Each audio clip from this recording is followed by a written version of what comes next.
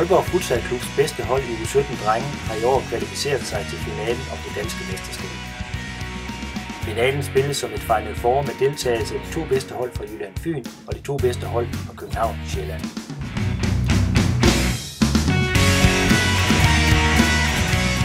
Pladsen i finalen blev sikret efter overbevisende spil i både den regionale turnering og ikke mindst i det jysk-fynske finalespil, hvor det blev til sejr på hele 7-0, 5-2, 10-1 og endelig 4-1 i finalen og Sønderborg Fremad, der er den anden jyske deltager.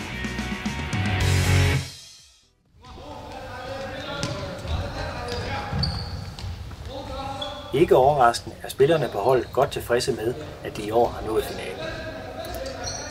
Det er vi stolte over. Det er fedt, vi er kommet derhen.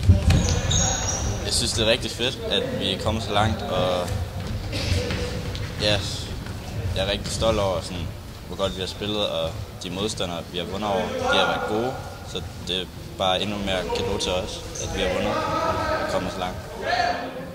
Det bliver spændende. Jeg glæder mig til. Jeg ser meget frem til. Jeg glæder mig til at se, hvad hold vi skal med, og hvad niveauet er.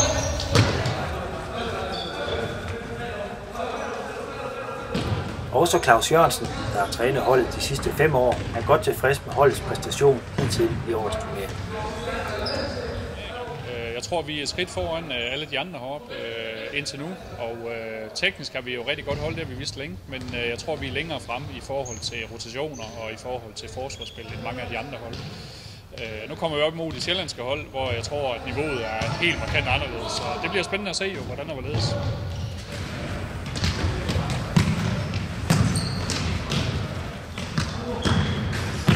Holdets aktuelle status som ubesejret betyder ikke overraskende, at både spillere og træner møder op til Final Four med en vis optimisme.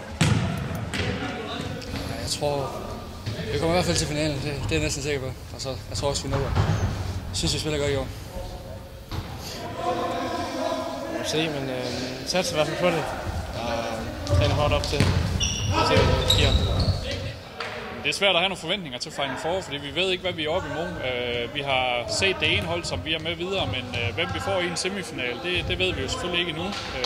Og hvad niveau vi er oppe imod, det ved vi ikke, men vi er godt forberedt, så de skal være gode.